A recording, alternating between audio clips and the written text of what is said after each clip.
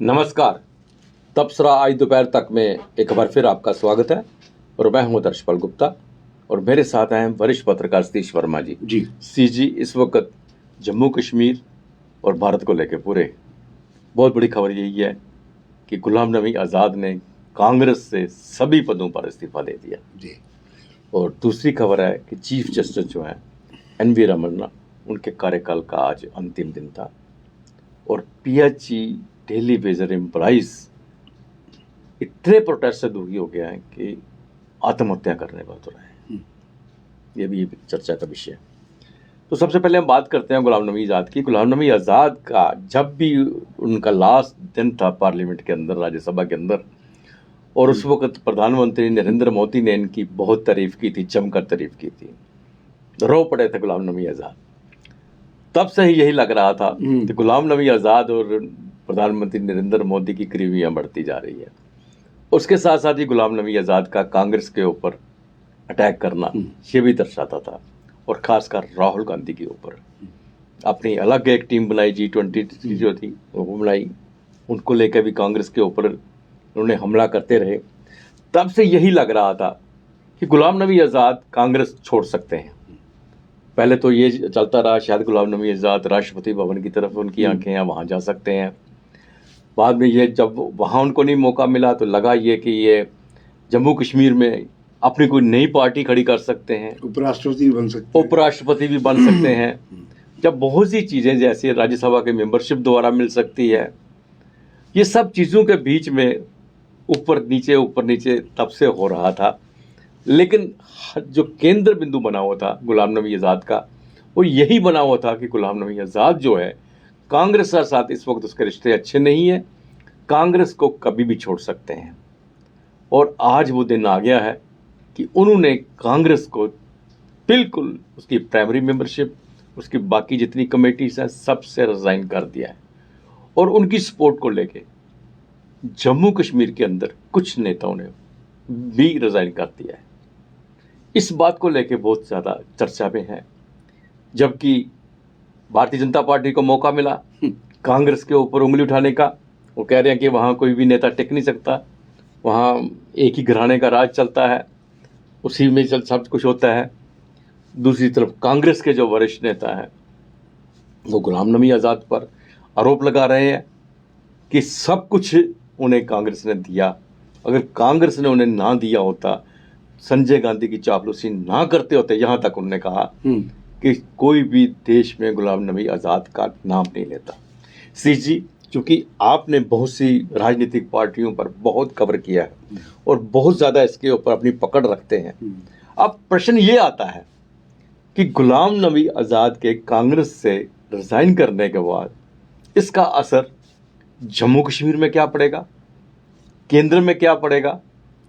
क्या नई पार्टी बनाएंगे या किसी पार्टी के साथ जा सकते हैं? अभी तो 5 उनके आदमी सामने आए हैं, उसके अलावा बहुत से ऐसे आदमी हैं, बहुत से नेता हैं जिनके साथ जुड़े हुए हैं। उन्होंने अभी कांग्रेस छोड़ने का ऐलान नहीं किया। यहाँ तक इनके बनाए हुए प्रेसिडेंट ने भी कोई ऐसी बात नहीं कही। बिल्कुल, देखिए इसका जो जवाब है कई चरणों में है। सबसे पहली बात जो आपने खुद जिक्र किया और मुझे याद आता है, करीब 2-2.5-3 महीने पहले हमने पीपी न्यूज़ लाइन पे इस बात का जिक्र किया था कि गुलाम नबी आज़ाद एक दिन पार्टी छोड़ेंगे। वो जो 2.5-3 महीने पहले पीपी न्यूज़ लाइन ने भविष्यवाणी की थी, आज सच साबित हुई है। नंबर 1।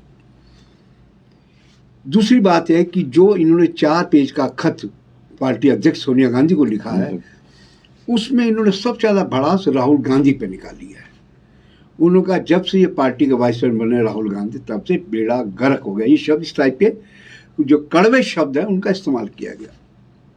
साथ में उन्होंने ये भी लिखा कि मैं संजय गांधी, राजीव गांधी, दूसरे नेताओं के साथ यहाँ तक आया हूँ और मैं ये पदों पे रहा। इसका मतलब है कि वो स्वीकार कर रहे हैं खुद ही अपनी लिखनी में कि मुझे कांग्रेस ने ये ओहदे दिए। और अगर इनका पॉलिटिकल आप क्रोनोलॉजी देखेंगे, किस तरह संजय गांधी इनको लाए, संजय गांधी करीब आए किस तरह युवा कांग्रेस में आए, किस तरह फिर कांग्रेस में एंट्री हुई, वर्किंग कमेटी हुई, केंद्रीय मंत्री बनते रहे। ये तमाम इनकी एक लंबी यात्रा है और मैं समझता कम से कम 44 दशक की इनकी लंबी यात्रा है कम से कम। और हर सरकार में मंत्री रहे बिल्कुल। कांग्रेस जो सबसे बड़ा एक ताकतवर जो पार्टी के अंदर फोरम होता है कांग्रेस वर्किंग कमेटी, उसके आप सदस्य रहे। आपने तब तो नहीं कहा कि निर्वाचित होना चाहिए ये जब, और सबसे बड़ी बात है जब यहाँ चुनाव हुआ, मुख्यमंत्री बनाने की बात आई पीडीपी के साथ, आप तो एमएलए भी नहीं थे तब। बिल्कुल। आपको नॉमिनेट किया गया, तब आपको नहीं लगा कि चापलूसी कर रहे हैं आप सेंटर की, आप मिनिस्टर बनने के लिए। ये तमाम सवाल वो लोग उठा रहे हैं जो कांग्रेस के भीतर हैं। अशोक गहलोत उठा रहे हैं, अजय माकन उठा रहे हैं, आज बल्कि रमन भल्ला ने भी ये बातें कही कि आज अगर गुलाम नबी आज़ाद हैं तो उनको ये नहीं भूलना चाहिए वो कांग्रेस ने उनको नॉमिनेट किया हर जगह, केंद्रीय मंत्रिमंडल हो, राज्यसभा हो, लोकसभा, यहाँ से नहीं बाहर से जितवा के लाए। बिल्कुल। ठीक है, तब इनको मरोड़नी पड़े पेट में कि बाहर का आदमी क्यों वोट बनवा रहा है।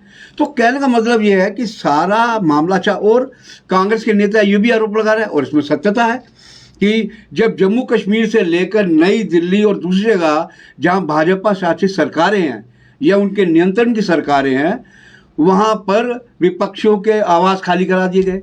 इसका आजाद का क्यों नहीं खाली हुआ? बात है जबकि जम्मू से लेके दिल्ली तक खाली करा दिए गए, आवास खाली, तो इनका आवास क्यों नहीं खाली हुआ? तो कहने का मतलब है कोई ना कोई खिचड़ी पक रही थी। अब इस्तीफा, अब बात आती है इस्तीफा उन्होंने अभी क्यों दिया? कहते कि काल, पात्र और स्थान, ये 3 चीजें हमेशा आदमी को इंगित करती है कोई भी फैसला लेने के लिए। क्योंकि सोनिया गांधी विदेश गई है इलाज के लिए, आपको नाराजगी है। और सबसे बड़ी हैरत की बात है, जब पिछले दिनों राहुल गांधी को सोनिया गांधी को ईडी ने बुलाया था, ये एआईसी से मौजूद होकर प्रोटेस्ट कर रहे थे। बिल्कुल। तो आप देखिए ना, कंट्राडिक्शन इनके खुद जो लिखा है और जो बयां कर रहे हैं उसमें कंट्राडिक्शन साफ तौर पर दिख रहा है। और जो इनकी सपोर्ट में नेता आ रहे हैं, आनंद शर्मा बोल रहे थे, आपको याद होगा पिछले साल फरवरी में सैनिक कॉलोनी में कार्यक्रम होता G23 नेताओं को, जिसमें भूपेंद्र सिंह हुड्डा, कपिल सिब्बल, मनीष तिवारी, आनंद शर्मा जैसे सारे G23 के नेता आए थे और बड़ा गिरियाए थे कांग्रेस आला कमान पे। हमने तभी उसी दिन अनुमान लगा लिया था कि ये कुछ ना कुछ गेम अंदर खाने हो रही जा रही है। अच्छा, आप कई महीनों तक कांग्रेस दफ्तर नहीं आया यहाँ शहीदी चौक, जबकि हैरानगी की बात है जब आपकी सोनिया गांधी सारी बातें हो गई, आप कांग्रेस के दफ्तर भी आ गए, फिर लगने लगा कि सब सामान्य हो जाएगा।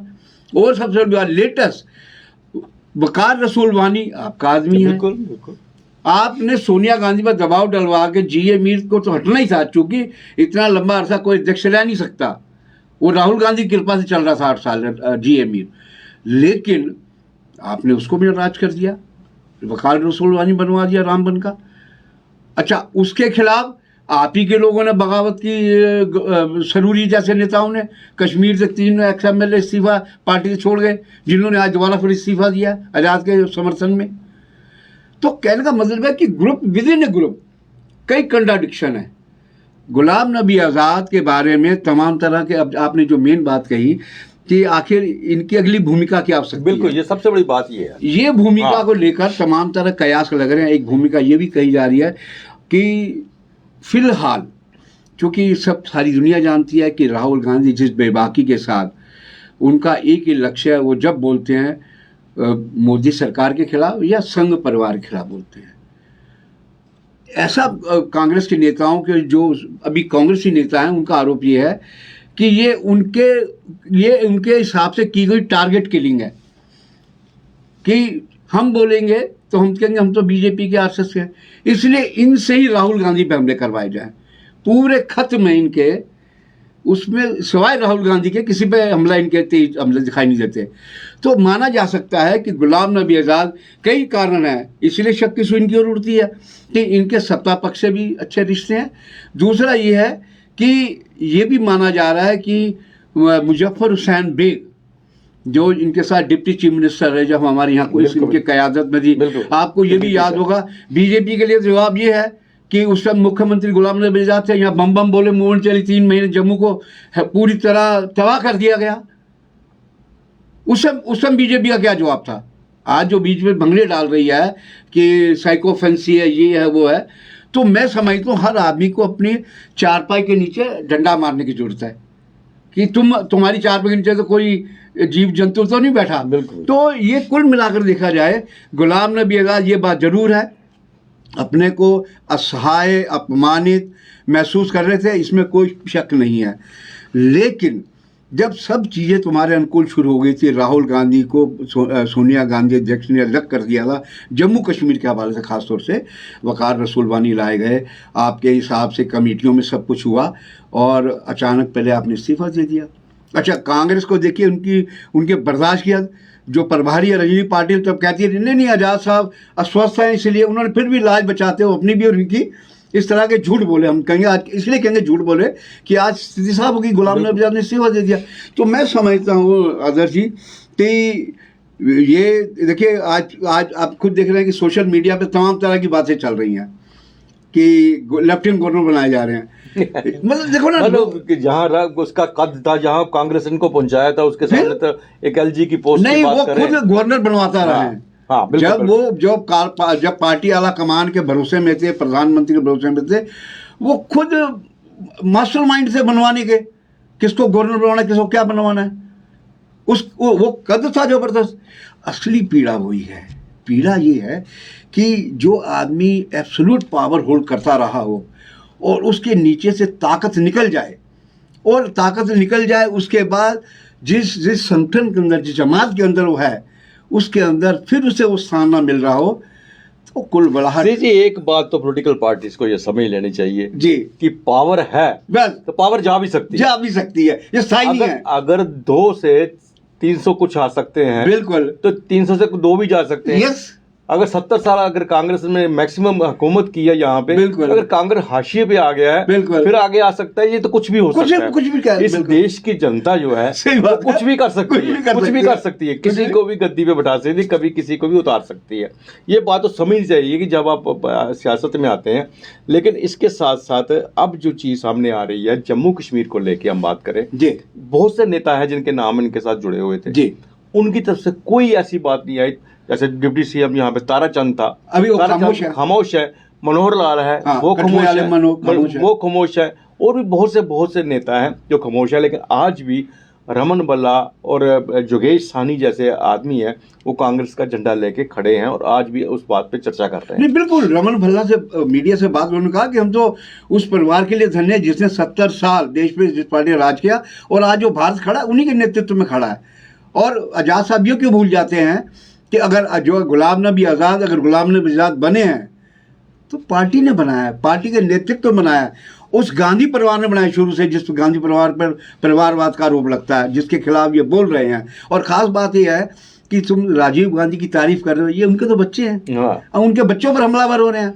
और सबसे बड़ी बात यह है, जिन 5-6 एक्स MLA ने या मंत्रियों ने इस्तीफे दिए हैं, वो तो आपके गुटके हैं। वो कटरे वाला जुगल किशोर शर्मा हो, या सरूरी हो, या वैली से 3-4 और, या रजौरी से एक हैं।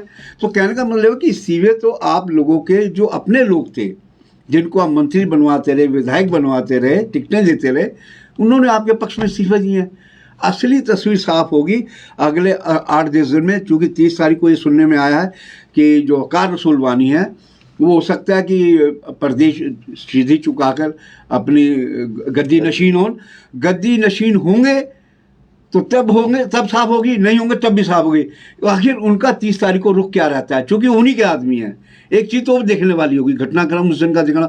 अगर वो ताजपोशी उनके हो जाती है, वो आ जाते हैं, तो इसका मतलब उन्होंने लाइन क्लियर कर लिया कि हम कांग्रेस के साथ खड़े हैं, संगठन के साथ खड़े हैं, व्यक्ति के साथ नहीं खड़े। और दूसरी बात यह है कि जिस तरह आपने कहा कि इनकी क्या अगली भूमिका हो सकती है, इस प्रकार के भी सूत्र बता रहे हैं कि ये अपने बेटे सद्दाम के साथ, इनका बेटा है, उसके साथ, जिस तरह कैप्टन अमरिंदर सिंह ने अपने बेटे के साथ पॉलिटिकल पार्टी पंजाब में बनाई, कांग्रेस से बाहर आते ही, ये बना सकते हैं। चूँकि आपको याद होगा अजहर जी, आप तो हर चीज़ में नज़र रखते हैं कि जब ये पिछले साल फरवरी में यहाँ आके G23 के नेताओं की इन्होंने बैठक की थी, गांधी पीस फाउंडेशन को उन्हें जो पद्मश्री मिला SP वर्मा के जी, जी, संगठन वर्मा का, इन्हीं का अपना संगठन है, गुलाम नबी आज़ाद का अपना हुआ। तो तब इस प्रकार के संकेत आने शुरू हो गए थे कि गुलाम नबी आज़ाद अपनी ज़मीन तलाशने के लिए जम्मू में पहले माहौल देख रहे हैं। लेकिन सी जी, मैं आपसे ये जानना चाहूँगा कि जी। क्या जम्मू में वो रीजनल पार्टी बना सकते हैं? रीजनल पार्टी अगर बेटे को लेके भी सामने आते हैं जी, तो इस वक्त जम्मू के अंदर बहुत सी ऐसी रीजनल पार्टीज हैं जो सर उठा रही हैं, जिनको बढ़ावा मिल रहा है। हम स्वाभिमान संगठन भी कह सकते हैं, एकजुट भी कह सकते हैं। जम्मू के अंदर, कश्मीर में तो जो पार्टियां हैं उनके साथ अगर कोई मुकाबला करेगा तो नेशनल पार्टी ही करेगी, बिल्कुल, चाहे वो भारतीय जनता पार्टी हो, बिल्कुल, चाहे कांग्रेस कांग्रेस हो। वहाँ रीजनल पार्टी, उससे ज़्यादा कोई गुंजाइश नहीं है। यहाँ जम्मू के अंदर, जम्मू खित्ते के अंदर कितनी रीजनल पार्टी है जिनको लेके आप हुकूमत मिसाल बना सकते हो? और केंद्र में अगर आप बड़ी पार्टी को खड़ा करना चाहते हैं कांग्रेस की, तो इतनी कैपेसिटी अब आज़ाद में है क्या? देखिए, बीजेपी के जो भीतरी सूत्र ये भी बता रहे थे आज, चाहे वो कयास लगा रहे हो या वैसे बता रहे हो, उनका कहना ये है कि देखिए, चुनाव की तैयारी हर दल कर रहा है। नेशनल कॉन्फ्रेंस के पास फारूक अब्दुल्ला नहीं तो उमर अब्दुल्ला एक चेहरा है, PDP के पास खुद महबूबा मुफ्ती एक बड़ा चेहरा है। यहाँ पर जिस तरह गुलाम नबी आज़ाद बाहर हो गए हैं, उनके सामने ये जो वैक्यूम है, वो वैक्यूम क्या है? आम आदमी पार्टी के पास कोई चेहरा नहीं है मुख्यमंत्री का, बीजेपी के पास भी कोई चेहरा नहीं है जिस चेहरे को चुनाव में लेकर जाएं। इस प्रकार की भी आशंका जाहिर करनी शुरू कर दें कि क्या पता इनका कोई फिलर हो उसके साथ, अरविंद केजरीवाल के साथ, या बीजेपी के साथ कोई हो, या अगर ये दो विकल्प नहीं है तो तीसरा विकल्प जिसको और आपने कहा कि एक व्यक्ति इतना बड़ा राष्ट्रीय नेता रहा हो, वही मैं कह रहा हूँ, और वो आके एक प्रदेश, क्या एक खित्ते में आके फंस जाए, फंसने वाली बात है। नजर राष्ट्रपति भवन की तरफ बिल्कुल। थी, तो कहाँ या आके इनके ऊपर मतलब डिपेंडेड है कि मैं ये केजरीवाल की पार्टी है या भारतीय जनता पार्टी। भारतीय जनता पार्टी तो उसने अपना काम जो कर रहा था कर दिया, कांग्रेस से रिजाइन कर दिया, बाहर आ, इतना ही काम था, तोड़ना था तेरे को, टूट गए। बिल्कुल, बिल्कुल। आप भारतीय जनता पार्टी में इतने कद्दावर, इतने पुराने नेता, कितने वर्कर, इतने संगठन पहले से मौजूद है, तो वो पैराशूटर को इतनी जगह नहीं मिलेगी वहाँ। नहीं, हम सबसे बड़ी मुझे ताज्जुब इस बात को लेके भी हुआ जब आपकी बात कांग्रेस की अध्यक्षा सोनिया गांधी सीधा आप पर हाथ रखे हुए हैं, चाहे वो आनंद शर्मा हो। आनंद शर्मा चूंकि G23 में शामिल है इसलिए उनकी बोली बोल रहे हैं, तो आपको राहुल गांधी से इतना टकराव रखने की जरूरत क्या थी? देखिए, कई बार क्या होता है, आदमी का कद जितना ऊंचा होता है, कहता है यहाँ से हम खड़े, यहीं से लाइन शुरू होगी। एक होता है कि आप संस्था के साथ खड़े हैं। कांग्रेस की हिस्ट्री आप पढ़ेंगे, निजिलिंग गप्पा रहा हो या उसके मुरारजी भाई रहा, उससे बाद में पहले कांग्रेस कई बार टूटी और हर बार ये कहा गया कांग्रेस अस्वी बनी, कहा यह गया कि अब कांग्रेस खत्म हो जाएगी। ना कांग्रेस खत्म होती है, ना बीजेपी खत्म होती है। ये ग्रास रूट की राष्ट्रीय पार्टी है, राष्ट्रीय पार्टी है। बिल्कुल। और जो लोग इस गलतफहमी में रहते हैं कि गुलाम नबी आज़ाद चला जाएगा, आनंद शर्मा चला जाएगा, हुड्डा चला जाएगा, फलाना चला जाएगा, कांग्रेस खत्म हो जाएगी, या बीजेपी से फलाना चला जाएगा, ये पार्टी नहीं खत्म होगा। आपने खुद कहा कि 2 से आज बीजेपी कहाँ है और कांग्रेस कहाँ से कहाँ है। ये दौर आते हैं और चले जाते हैं, कोई गारंटी नहीं है। आदमी सत्ता, रूप, यौवन, पैसे का कोई गारंटी नहीं कि स्थायित्व किसी के पास रहेगा या नहीं रहेगा। तो हम समझते हैं गुलाम नबी आज़ाद की अगली चाल जो है, लेकिन इतना सबको समझ आ रहा है कि ये इनके प्रति जो एक सॉफ्ट नजरिया है वो दिल्ली का पूरी तरह है। तभी इनका वो अभी तक वो जो बंगला है अभी तक इनका खाली सरकारी नहीं करवाया गया। जैसे आपने देखा यहाँ हर्षदेव सिंह के जो आम महात्मा चले गए, उन्होंने खूब हंगामा काटा था कविंदर गुप्ता के मकान के बाहर। तो मैं समझता हूँ कहीं ना कहीं प्रेम की पींगे हैं, कहीं कंबल ओढ़ के हो या जैसे भी हो, नेता से मोहरा बन गए। हाँ, नेता ये असली बात है। आपने लाख टके की बात कही कि नेता से अब ये मोहरा बन गए हैं, और इस मोहरे का इस्तेमाल आगे कैसे कैसे होगा वो आने वाला समय बेहतर बताएगा। जी, आज हमारे चीफ जस्टिस जो भारत सरकार में चीफ जस्टिस हैं इंडिया, NV रमन, उनका कार्यकाल खत्म हो गया जी, और उनके कार्यकाल एक यादगार कार्यकाल है। उन्होंने बहुत सी रिफॉर्म्स जो इसमें की और उससे बहुत जाते बार उन्होंने बड़ी भावभीनी बातें भी कही हैं उनके बारे, देश के बारे में। देखिए, वो जो क्या नाम, दुष्यंत दवे जो बड़े सीनियर लॉयर सुप्रीम कोर्ट के, जब इनको आज इनको विदाई बल्कि एक सुनवाई और सी मामले में, उसी में उन्होंने अपनी बातें कही तो वो रुआं से हो गए। दुष्यंत दवे बड़े टॉप के लॉयर, सुप्रीम कोर्ट के देश के जाने माने लॉयर हैं, वकील हैं। इनके बारे में देखिए, एक तो उन्होंने जो कॉलोजियम में सरकार नियुक्तियों को लेकर हाई कोर्ट में और सुप्रीम जज में लेकर जो टकराव रहता था, उस टकराव को कहीं ना कहीं डिफ्यूज़ करते हुए इन्होंने मैक्सिमम नियुक्तियाँ अपने कार्यकाल में देश के हाई कोर्टों में और सुप्रीम कोर्ट में कराई। और सबसे बड़ी बात है कि जो इनको पीड़ा होती, जो बात ये ऑर्डर में नहीं लिख सकते थे, आप समझ सकते हैं कि सरकारों के इशारे, वो ये विभिन्न मंचों से उठाते रहे। कल भी जो इन्होंने कहा पेगेसे पे कि सरकार की ओर से कोई कॉपरेट नहीं किया गया। अगर कॉपरेट नहीं किया गया तो फिर वो जवाब इंसाफ किस बात का। तो ये इनकी खासियत रही है, बड़ी शालीनता के साथ। और मैं कहता हूँ पिछले दिनों जो क्राइसिस आ गए थे, जो इकबालियत पर सवाल खड़े होने शुरू हो गए थे, सुप्रीम कोर्ट खास तौर से जो पीछे जो फैसले आए, विपक्ष जमकर आरोप लगाता रहा, सोशल मीडिया में तमाम तरह की बातें उड़ती रही। लेकिन है कि ये एनवी रामन्ना साहब जो आज सेवानिवृत्त हुए हैं, इनका जितना भी दौर रहा, इनमें मकबूलियत को मजबूती मिली है। और हम समझते हैं, देखिए ये सबसे बड़ा इंसाफ का मंदिर है। बिल्कुल। जब कहीं इंसाफ नहीं मिलता हुकूमतों से, एजेंसियों से, तो आदमी आखिरकार यहीं आकर इसके द्वार पर आके, अपनी चौखट पे आके इंसाफ की द्वार लगाता है। इन्होंने वो उम्मीद पैदा की, जो उम्मीद पिछले दिनों ख़त्म होती दिखाई दे रही थी।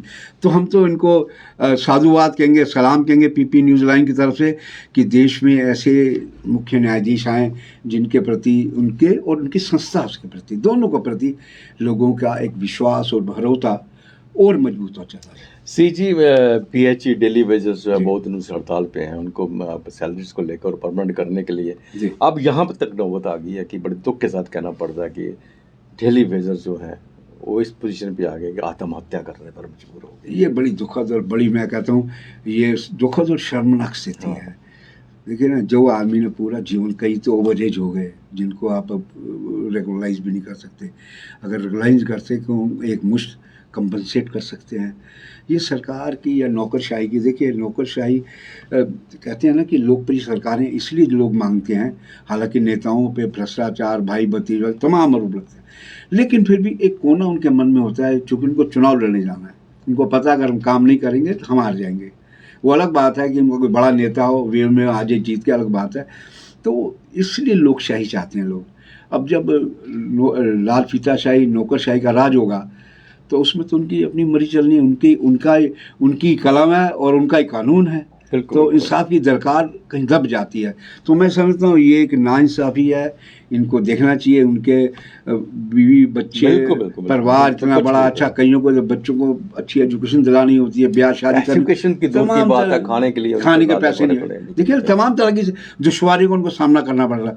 और मैं हैरान इस बात को लेकर हूँ, हालांकि हमारे उपराज्यपाल एक पॉलिटिकल सोच के और ऐसे राज्य से आते हैं जिसको देश के पॉलिटिशियंस का एक बेहतरीन गढ़ माना जाता है उत्तर प्रदेश, और विद्वान आदमी भी हैं। तो मैं समझता हूँ उनको थोड़ा अपना राजनीतिक जो उनका एक अंदर का मादा है उसको इस्तेमाल करते हुए इनके बारे में कुछ ना कुछ निर्णय लेना चाहिए। बिल्कुल ठीक कहा आपने। तो ये था तबसरा आज दोपहर तक का। बाकी प्रोग्राम के लिए आप देखते रहें पीपी न्यूज़ लाइन। नमस्कार।